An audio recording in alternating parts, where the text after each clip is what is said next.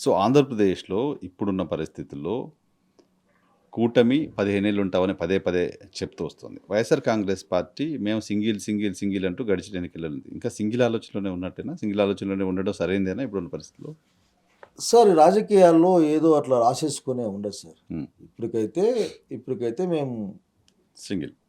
రాజకీయంగా సింగిల్‌గానే ఉన్నాం. హ్మ్. 40% ఓటింగ్ ఉన్న వాళ్ళం మేము ఆఖరికి. హ్మ్. అందరూ గుంపు కట్టుకొని ఉన్నారు కాబట్టి వాళ్ళ ఓట్లు ఉన్నాయి కానీ లేకుంటే మమ్మల్ని చేయగలిగింది ఏం లేదు వాళ్ళు. హ్మ్. ఊరికే పౌరుషం అంటే పౌరుషం చూపించాలా. హ్మ్. అవకాశవాద పౌరుషాలు చూపించే వాళ్ళని చూస్తా ఉన్నాం ఈ మధ్య కాలంలో. అవకాశవాద పౌరుషాలా? హ్మ్. పౌరుషాలు చూస్తా హ్మ్. హ్మ్. ఉంటాం. అది కాదు. హ్మ్. మేము ఈ మధ్య కాలంలో వివిధ ఐడెంటిటీ ఐడియాలజీ లేకపోతే ఒక సమస్య పైన అందరితో కలిసి పనిచేసే ప్రయత్నం చేస్తా ఉన్నాం. హ్మ్.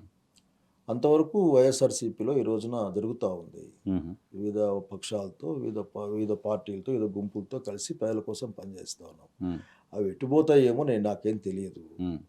కాకపోతే ఒకటి మాత్రం స్పష్టం. ఈ చంద్రబాబు నాయుడు గారి ప్రభుత్వానికంటే ఐ మీన్ ఎన్‌డీఏ ప్రభుత్వానికి లేకుంటే చంద్రబాబు నాయకత్వంలోని బీజేపీ జనసేన ప్రభుత్వానికి కౌంట్ డౌన్ స్టార్ట్ అయిపోయింది సార్. హుహు. ఎందుకు సార్? ఎందుకు కౌంట్‌డౌన్ స్టార్ట్ అవుతది? ఏం అంటే తప్పు వీళ్ళు చేశారు జనం చంద్రబాబు? కోసం పనిచేయడం లేదు సార్. జనం కోసం లేరు ఈ రోజున. మీరనుకుంటున్నారు. జనం కోసం పనిచేస్తున్నామని జనం వాళ్ళు చెప్తున్నారు. అనుకుంటున్నారు. మనం హ్మ్. అనుకోవడం గాదు. హ్మ్. జనం అనుకుంటున్నారు. హ్మ్.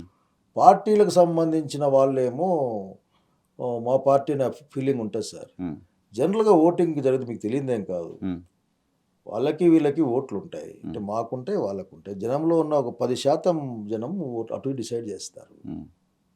సో, ఆ 10% జనాలు ఈ రోజున మా పట్ల సానుకూలంగాను, మా పట్ల ప్రేమగాను ఉన్నారని నేను నమ్ముతా ఉన్నాను. హ్మ్. గతంలో లేకుంటే ఇంత పెద్ద ఎత్తున ప్రజల యొక్క కదలిక ఉండదు సార్. ఓకే.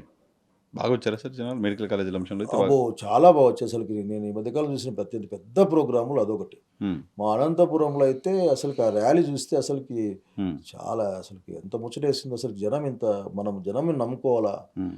జనం నమ్మితే ఎప్పుడు మనము ఇబ్బంది పడమనే విషయాన్ని జనం ప్రూవ్ చేశారు అసలు.